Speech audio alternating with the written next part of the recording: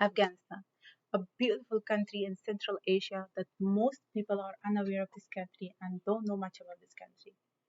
Afghanistan has a very unique and beautiful culture and history. Throughout this country known as Oriona, Khorasan, and Afghanistan.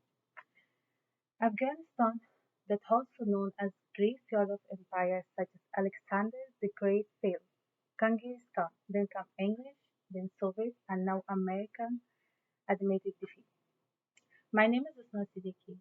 In this speech, first, I will discuss about the Afghan culture and cultural norm.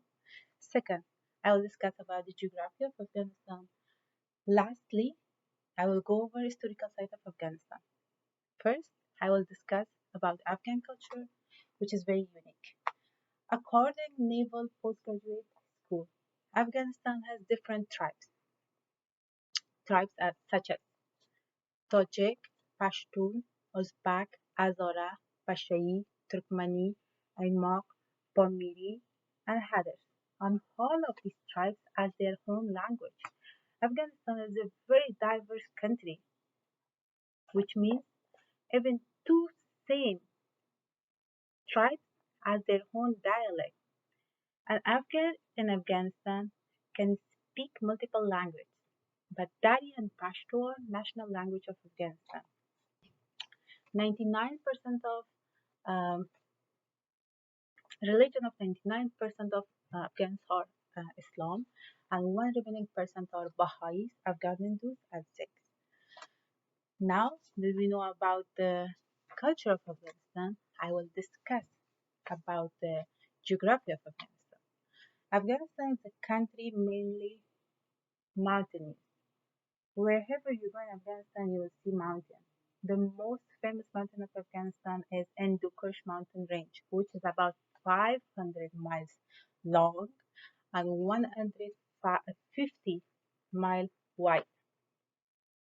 Afghanistan is a landlocked country with no access to the ocean, but Afghanistan is a very, very beautiful river. Afghanistan from the south share border with Pakistan, from the west to Iran, from north to Uzbekistan, Tajikistan, and Turkmenistan. Afghanistan also shares a small border with China, and the land of Afghanistan tells a very complicated story. There is a border between Afghanistan and Pakistan, which is called Durand Line, which wasn't developed naturally. It was established. According to Mark Shawn, who is a reporter for National Geography, says that in 1893, due to an agreement between Martyr Durand and King Abdurrahman Khan, the Durand Line was established. That caused many conflicts between these two countries because the line was going through tribal Pashtun lands and put them in two different countries. Most part of Afghanistan is between 2,000 and 10,000 feet high in altitude. Kabul, which is the capital of Afghanistan, is about 5,900 high. That shows how mountainous Afghanistan is.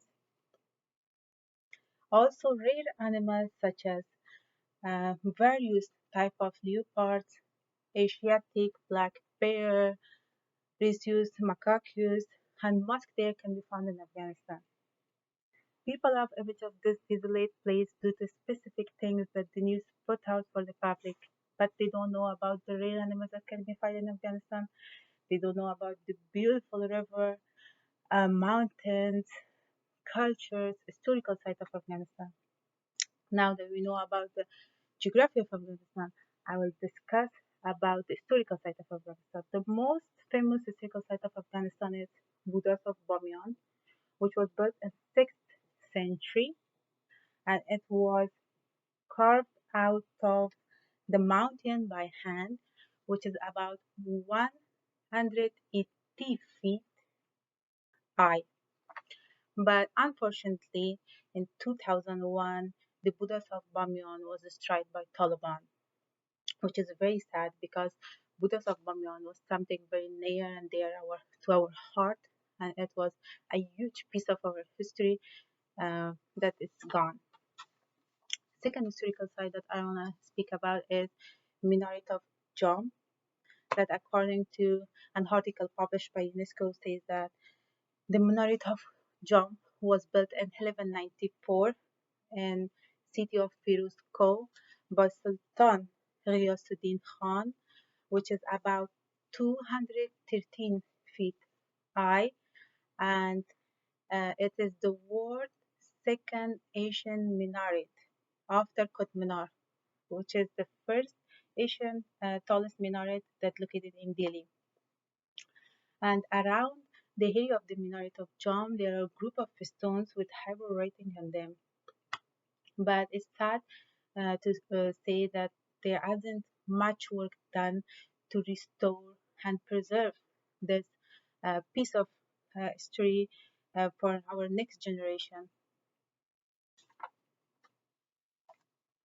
The last historical site I want to speak about is Gardens of Babur, which is located in Kabul, in capital of Afghanistan, and it was built in 1504 by Zahiruddin Muhammad Babur, and it's still in a very good situation. It's in very good shape.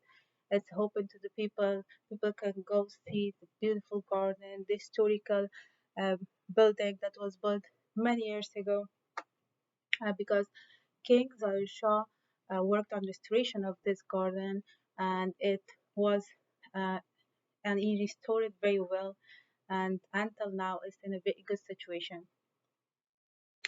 Over the course of the speech, I covered different aspects of Afghan. Second, I discussed about the geography of Afghanistan, and finally, I went over historical site of Afghanistan. I hope this speech has been informative to you all and learn something new about Afghanistan. Thank you for listening.